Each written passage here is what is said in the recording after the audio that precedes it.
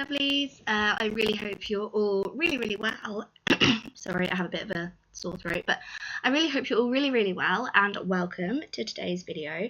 Today I'm doing a review of the Dior Star Foundation. Now, this has been around for quite some time, this foundation, and I don't actually have the full bottle. I have a sample here. I've been using it for a while, and yeah, I thought it was time that I did a review on it. Now, the first thing I will say is it is scented. So that's probably the first thing you're going to notice, is that it does actually have a smell, which is a bit unfortunate. Now this here, if a scent doesn't bother you, then that's fine. If you don't have particularly sensitive skin, then it's fine. If you do have sensitive skin that is sensitive to fragrance, then this may not be for you, but I don't have that sensitive skin. So this is the lightest shade. It's the shade 2, I think. So this is the lightest shade that they have. On me, it is slightly orange. It's definitely yellow based. So I have to sort of bronze down my neck, which is fine. You know, I can make it work, but just be warned, if you are fair or fairer than me, this isn't going to work for you. It doesn't have an awful lot of light shades, which is a bit of a bummer, but you know, so it is slightly too warm for me. And yeah, I think definitely with this foundation, go and get yourself matched before you buy it, because this is an expensive product. I think it's about £31 for the full bottle. So either get a sample and try it out for a bit, or at least get yourself matched before you are going to go and buy it.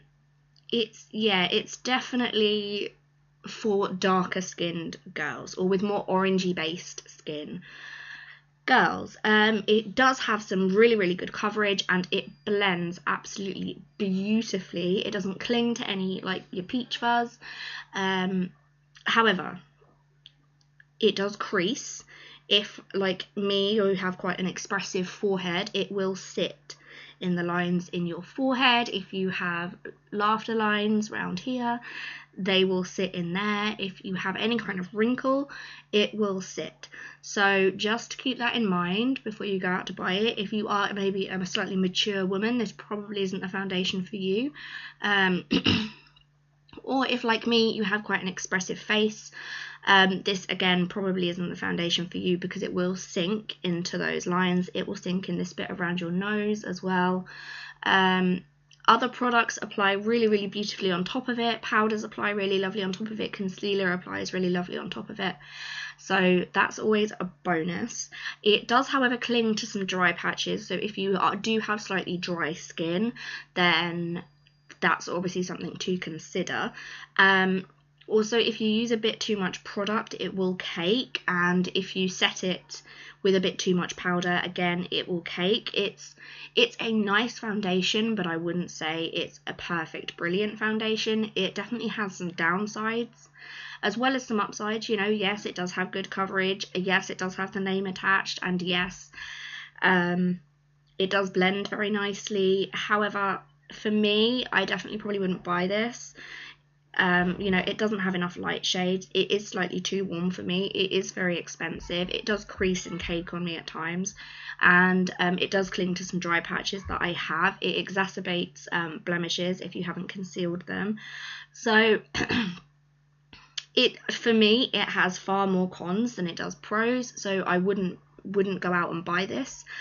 But obviously, if other people don't suffer with those kinds of issues, then this is perfect. Another thing I would like to point out, as well as it blending very easily, it's very easy to remove, so you don't have to worry about that. It has a natural, slightly dewy, on the dewy side finish, so it is a natural foundation on the dewy side. It's not matte, and it's also not super dewy. It's kind of between dewy and natural, which is a finish that I very much like. So that is another high point for it for me. However, I definitely won't be repurchasing this foundation again. I think it's far too expensive for what it is. You get the standard 1 ounce of product, which, you know, is pretty standard for foundations, especially high-end ones, so there's that. but I prefer some of my other cheaper foundations. I could liken it very much to the Garnier BB cream. I could liken it very much to some by Maybelline and some by Rimmel. I can also liken it very, very much to the NARS All Day Luminous Weightless, which is my all-time favourite foundation. It matches all of the pros for that, but with none of the cons. So if you are going to go out and spend that amount of money on a foundation, I would definitely recommend the NARS All Day Luminous instead. But yeah, so I really, really hope that you enjoyed today's video. I really hope it was useful and informative if you were thinking about buying the Dior Star foundation.